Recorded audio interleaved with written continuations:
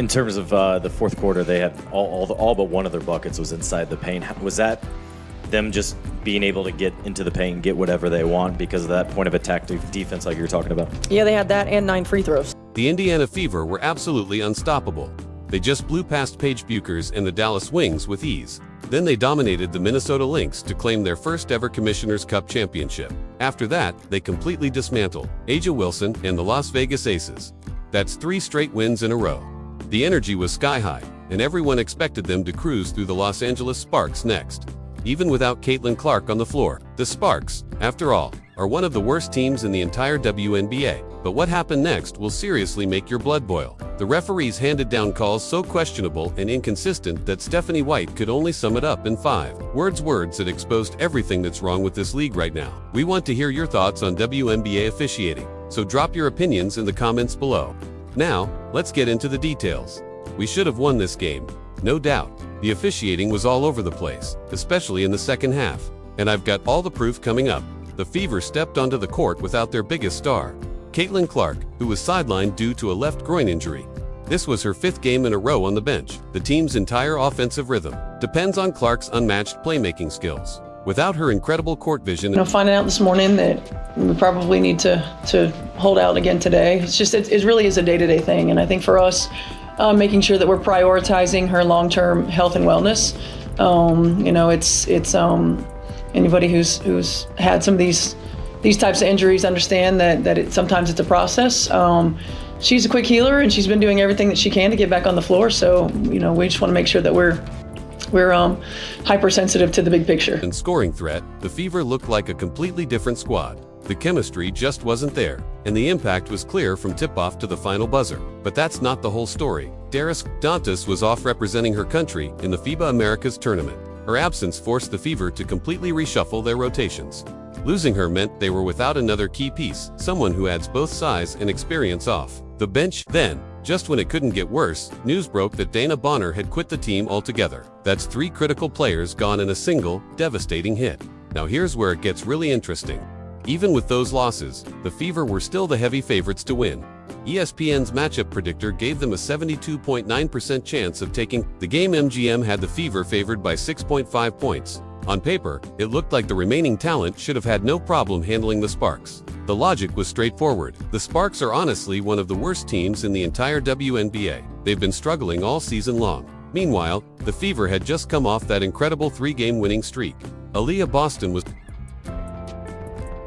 Howard looking backdoor for Mitchell, not there. Shot clock down to 7.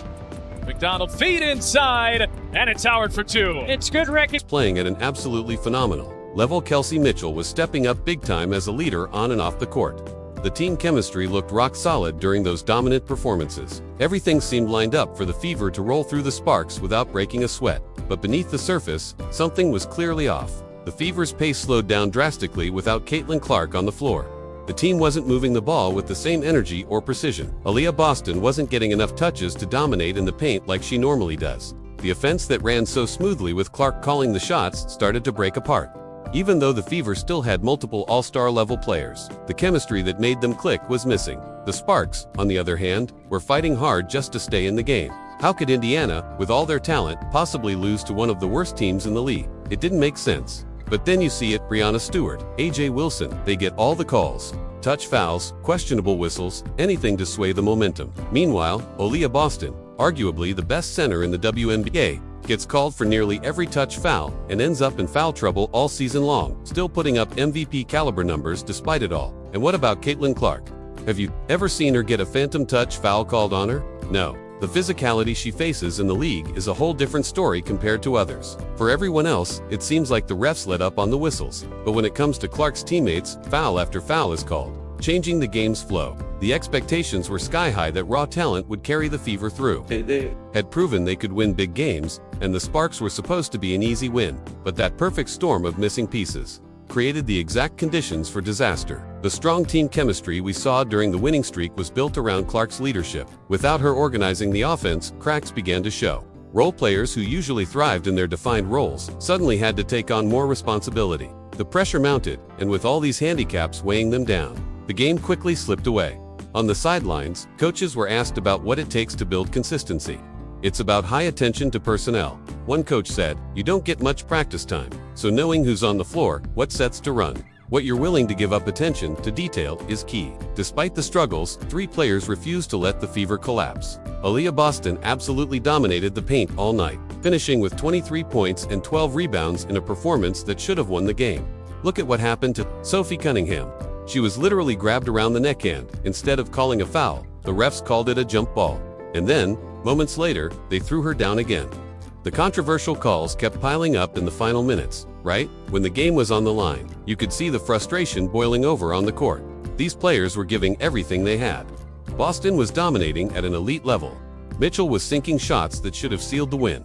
Howard was making clutch veteran plays, but the refs, they kept making calls that robbed the Fever of their chances. Aaliyah Boston, again and again, was called for fouls she didn't commit. They just kept calling stuff to call stuff. The officials made this game about themselves, not the players. Boston, an all-star, took hit after hit. Thank goodness Caitlin Clark didn't play, because this game turned into a sloppy mess between the refs and the Sparks. Look at this. They called a foul on Boston instead of a clean block. And that's 3 fouls in a row where she didn't touch anyone. That's our best player. No wonder the Fever lost. Now, watch Michaela Timpson's calls in a row. She got hit, yet the refs called a foul on her. Even with these terrible calls, the Fever fought hard, but it wasn't enough. The heartbreak showed on every player's face as a winnable game slipped away due to things beyond their control. And this is all happening in the 4th quarter. Look at this. Kelsey Plum elbows Lexi Hall hard, then deliberately steps on her so she can't get up. Lexi can't believe it. That should have been a foul. The ref was right there, right in front of her. Meanwhile, McDonald was kept in foul trouble all game long. There were 2 calls in a row on her where she didn't do anything, just had her arms raised. But the foul was still called. This was the 4th quarter. They kept calling fouls on the Fever for no reason. Finally, Boston got fed up, but then they called an away from the ball foul, again, just to send the Sparks to the line. And Kelsey Plum, another phantom foul. When Howard drives and gets slashed across the face, no foul, just out of bounds. After watching her team fight so hard, only to lose in heartbreaking fashion, Stephanie White finally spoke. The post-game press conference was tense. Frustration was written all over her face. She had just seen Boston dominate inside, Mitchell hit clutch shots, Howard make veteran moves, yet it still wasn't enough. The reporters waited for her to respond. White is usually composed and professional, but this loss hit her hard. They lost to one of the worst teams in the WNBA, a game they were supposed to win easily. When asked about the 4th quarter, White said, "In the 4th quarter, all but one of our buckets were inside the paint. Was that because of their point of attack defense?" She answered, "Yeah, they had that and 9 free throws." Then came her response that said it in just 5 words. "We didn't get the calls. That's it." 5 words that explained everything about those final minutes. The frustration was real. The disappointment was clear. White had watched her team get robbed of a victory they deserved. Let's break down the calls that changed everything. Sophie Cunningham was grabbed by the neck and the refs called a jump ball instead of a foul. That's not basketball, it's favoritism toward the Sparks. Aaliyah Boston kept getting called for touch fouls while the Sparks played much more physical. Without consequence, the double standard was obvious to everyone watching. Of course, there are days when shots fall and days when they don't. Boston had a great look at the end, but sometimes it just doesn't go your way. The focus has to be on execution. White admitted, "I didn't feel like our execution was all that good at the end. Our reset timeout wasn't very good either." She emphasized that it's on them to keep reviewing and improving those details moving forward. Practice time and focus on sharp execution in those critical moments. That's what Coach White emphasized. She made it clear they need to stay disciplined and fine-tune every detail. Her words echoed the frustration and anger of every Fever fan watching. Fans were yelling at their screens, witnessing the terrible calls that decided the game's fate. White's 5 simple words spoke for everyone. "We didn't get the calls." That statement perfectly captured the raw disappointment felt by all. This moment isn't just about one game. It connects to the bigger story of the Fever battling against unfair odds, missing their star player, dealing with injuries, and now, facing bad officiating too. The challenges keep piling up. But here's the incredible part. Despite everything, this loss actually proves just how talented and resilient this team really is. They nearly took down the Sparks, a team they should have dominated. Boston played like an all-star. Mitchell stepped up as a leader. Howard showed her veteran savvy. The pieces are clearly there for something special. This heartbreaking defeat is fuel fire that will ignite future success when Clark returns and the squad gets healthy. White's 5 words remind us all. This team refuses to accept unfair treatment. They're building championship character through adversity. Check out Boston here on a handoff to Cunningham, full steam to the rim, and a foul. Cunningham's and one moment came off a brilliant screen from Boston, giving her the edge. This loss proves something incredible about the Fever's potential. Think about it, missing 3 key players and they still nearly beat a team they should have crushed. That's not weakness, it's strength showing through adversity. Now, here's where it gets interesting. Missing Clark, Dantas, and Bonner should have been a death sentence against any WNBA team, but the Fever stayed competitive for a full 40 minutes. Clark's return is just around the corner. She's been working on drills and sitting on the bench, with Coach White prioritizing her long-term health. Clark could be back as soon as Wednesday against the Golden State Valkyries. Imagine this lineup: Clark running the offense, Boston dominating inside, Mitchell scoring clutch baskets, Hall energizing the defense, and Howard providing that vital veteran presence. That's a championship roster right there. Cunningham passes to Coulson, launches a 3-boom. That's called a boomerang pass. But there's more. This young core has been battle-tested under the toughest conditions. Boston has proven she can carry the team when needed. Mitchell has grown into a true leader, averaging 21.6 points across the 5 games Clark missed. They aren't just surviving. Without their star there, growing into championship-caliber players. Let's talk about 2025. This team is building chemistry and gaining experience that will pay huge dividends next season. Every tough loss teaches them something new. Every close game boosts their confidence. Every milestone reached shows their growth. Mitchell hitting 600 3-pointers, Howard crossing 2,000 rebounds, Boston establishing herself as a consistent all-star. Look at that block by percents. Coulson pushing the pace. It's all coming together. The upcoming schedule is loaded with opportunities. Golden State, Atlanta, Dallas, Connecticut, New York. These are the tests that forge champions. When Clark returns, this battle-tested group will be ready to dominate. Here's the amazing truth. Teams that beat the Fever while they were down better watch out. The Sparks got 2 wins this season.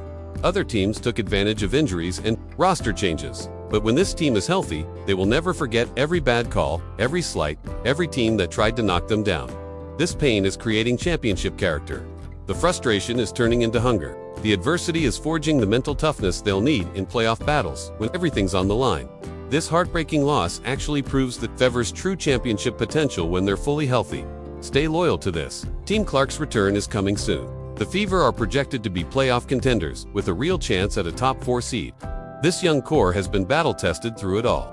Picture the revenge tour once everyone is back. The Sparks beat them twice this season, and others took advantage of their injuries. But soon, this team will remember every foul, every call, every time they were pushed down and come back stronger. Let us know in the comments what you think of the WNBA referees. Don't forget to like, subscribe, and turn on all notifications so you never miss a video. Click on the video on your screen now, and we'll see you in the next one.